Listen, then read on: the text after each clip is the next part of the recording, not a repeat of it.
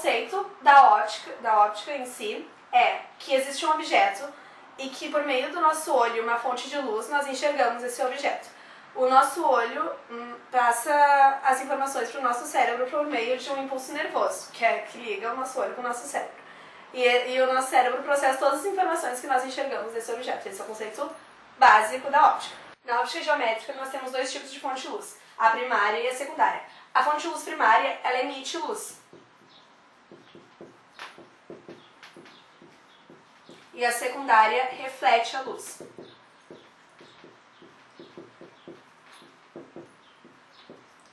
Um exemplo de fonte de luz primária é o Sol, porque toda a energia que tem dentro dele, ela é emitida por ele mesmo, ele não precisa de nenhuma outra coisa para refletir essa luz. E a secundária, já no caso, é a Lua. A Lua, ela pega toda a energia que vem do Sol para refletir para a Terra. Então ela precisa de uma outra fonte para ela poder refletir essa luz para nós. Então, aqui é o Sol e a Lua. Bom, nós temos objetos que eles são os dois tipos de fonte de luz, a primária e a secundária. Um exemplo deles é a vela, que quando ela está acesa, ela é uma fonte de luz primária, porque a luz que está nela, ela vai emitir ela mesma. Ela não precisa de nenhuma outra energia para emitir essa luz. Mas quando ela está apagada, uma luz reflete nela e a gente enxerga uma cor na vela, quando essa luz reflete. Então, quando ela está apagada, é uma fonte de luz secundária, porque ela precisa de outra energia para a gente poder enxergar a vela, para a gente poder ver a cor dela. Bom, agora nós vamos falar sobre os meios de propagação da luz dentro dos conceitos básicos da óptica geométrica. Tem 3 tipos de meio de propagação. Primeiro, o transparente. O transparente absorve pouca luz. Como assim absorve pouca luz? Nós temos um copo. Vocês conseguem enxergar o que está escrito no quadro por meio desse copo, porque ele não está absorvendo tanta luz. Se ele estivesse absorvendo luz, vocês estariam enxergando alguma cor nele. Por exemplo, o quadro, ou até mesmo a vela. Quando reflete a luz, vocês enxergam uma cor nela, porque ela absorve muita luz. Ela é um meio de propagação opaco, que absorve muita luz. Esse quadro, a vela, são meios de propagação opaco, porque eu absorvo muita luz em mim, vocês enxergam cores e tudo menos o que está atrás de mim, porque eu absorvo muita luz. Agora, o meio de propagação translúcido é onde enxerga e não enxerga ao mesmo tempo. Vocês enxergam, mas não com tanta nitidez assim, porque ele absorve um pouco de luz e ao mesmo tempo ele desvia outras partículas de luz para outros lugares. Então, ele absorve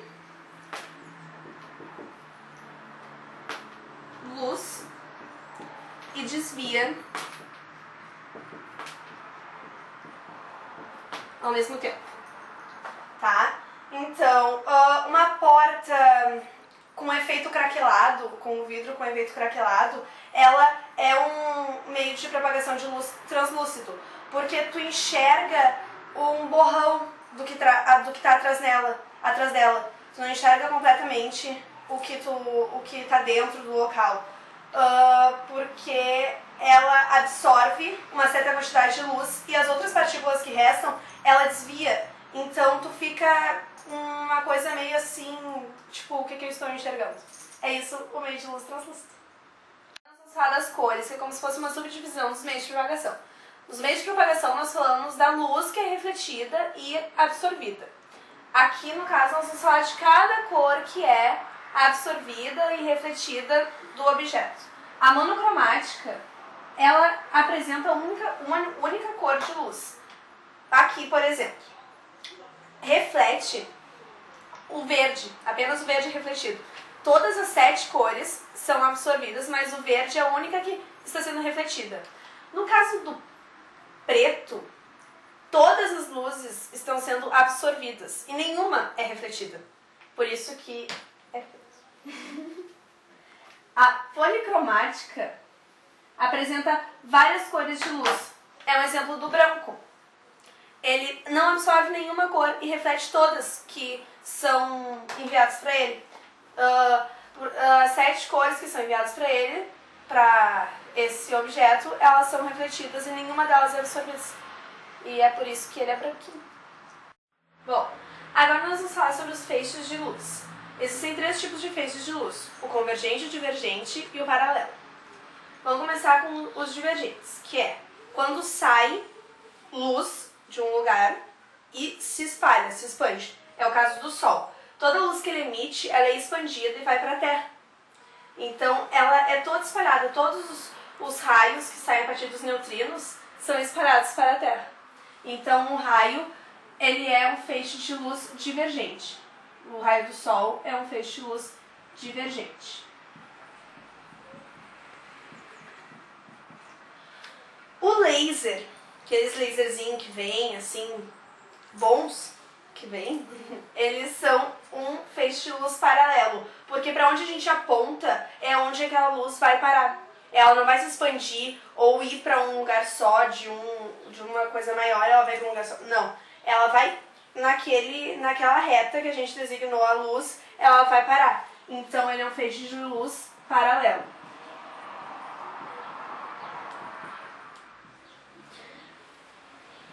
Aqui nós temos uma lupa e uma formiguinha.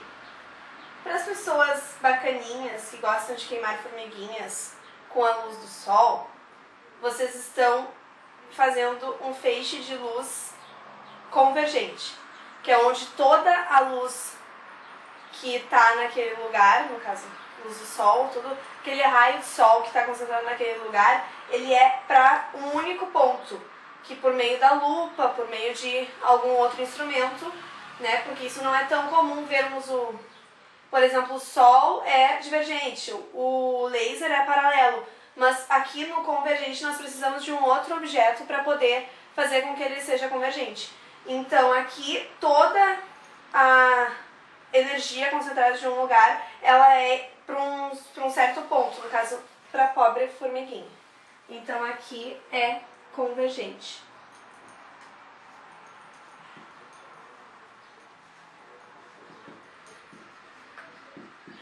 E esses são os 3 tipos de feixes de luz que nós temos. Continuando os conceitos básicos da óptica geométrica, nós temos 2 leis. A lei da propagação retilínea da luz e a lei da independência dos raios luminosos. A da propagação retilínea da luz é onde, por exemplo, nós temos um aquário.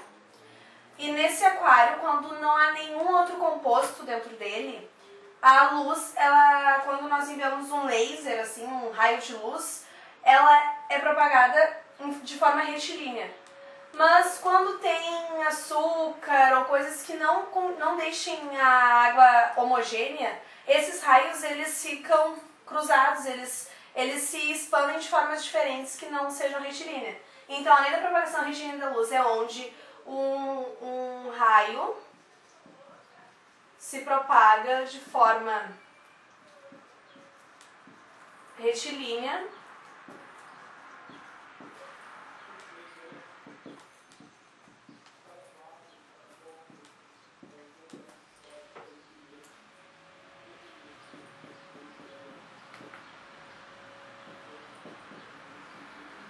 em um meio transparente e homogêneo.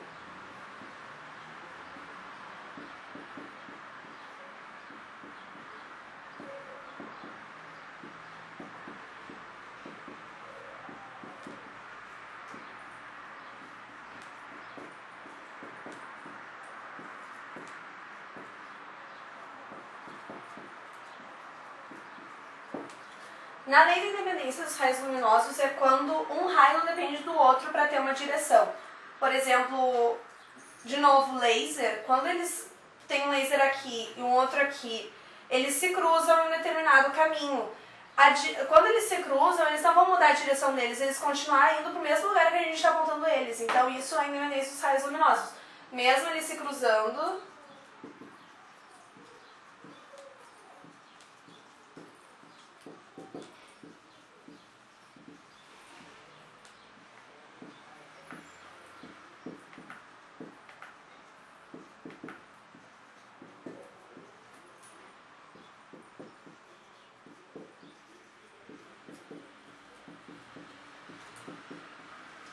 as suas direções não serão mudadas.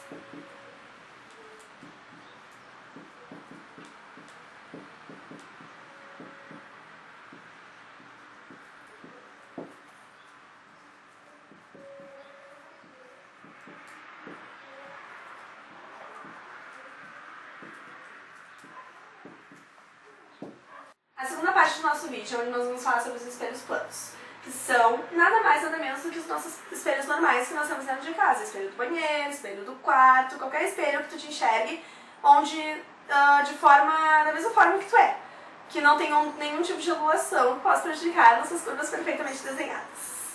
Então, dentro dos espelhos planos tem as leis da reflexão, são duas leis.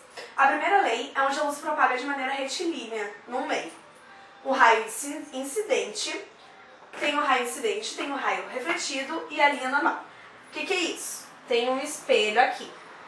Vai refletir um raio, que é chamado de raio incidente. E vai refletir não, ele vai incidir no espelho. E logo após que ele incide, ele reflete. É o raio E, raio refletido.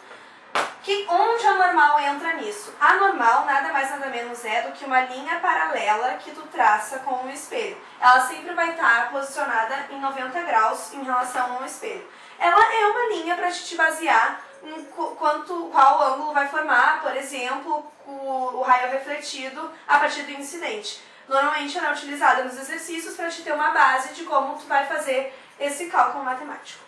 Tudo isso, eles pertencem ao mesmo plano. A lei, ela vai relacionar o ângulo com que o raio é refletido, ou seja, aqui vai estar o espelho, o raio incidente, exatamente como na primeira lei, o que é refletido,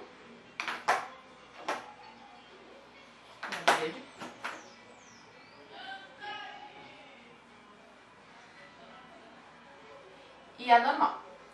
A diferença da segunda lei é que a gente vai agora analisar os ângulos, ou seja, o θi, o incidente e o que reflete, e o θ refletido. O que a gente tem que ver é que vai ser sempre em relação com a normal. Outra coisa, esses dois aqui, que é o que fala da segunda lei, o θi e o θ refletor, sempre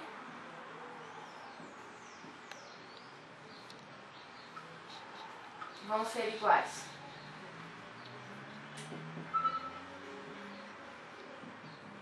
E vão ser relacionados com a normal.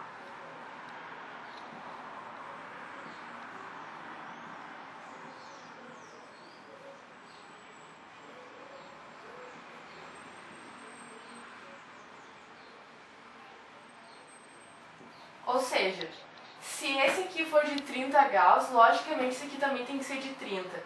Se aqui for de 45, esse aqui também vai ser de 45. Agora a gente vai falar mesmo sobre os espelhos. Tipo assim. Aqui tá o espelho. Aqui vai ter o objeto que vai ser futuramente refletido. E aqui vai ter a imagem que foi refletida. Objeto e imagem. Uma coisa importante para saber é que se, digamos que da ponta da cabeça desse objeto até o espelho tem 3 metros, por exemplo, essa imagem que foi refletida até o espelho obrigatoriamente tem que ter 3 metros, porque essa imagem aqui e essa imagem aqui tem que ser iguais. Vai ter algumas classificações para essa imagem que vai ser formada no espelho. As classificações que a gente vai ter a imagem virtual, a imagem direta e a imagem igual. A imagem virtual, a imagem vai ser formada por prolongamentos de raios de luz. Tá.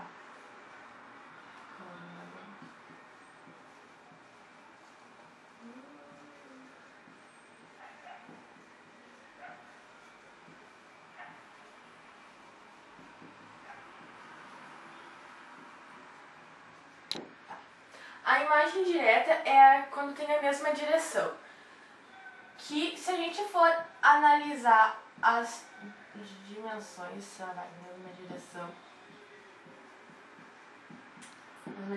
E se a gente for analisar depois as dimensões, quando a gente botar a nossa mão no espelho, a gente pode perceber que quando a gente não vai enxergar o nosso outro lado, digamos assim. Isso acontece porque o lado que reflete, a imagem que refletir, ela vai ser exatamente do mesmo tamanho que o objeto.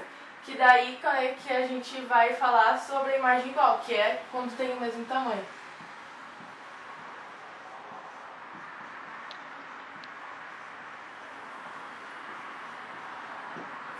Tá, então essas são as três definições de espelhos planos, que os espelhos planos, digamos que são os mais fáceis, porque basicamente é quando aqui eu tenho um objeto, ele vai ser refletido do mesmo tamanho e do mesmo tamanho, ou se aqui está para baixo, a imagem ele vai ser para baixo também, da mesma maneira se está para cima, a imagem do objeto vai ser refletida para cima também.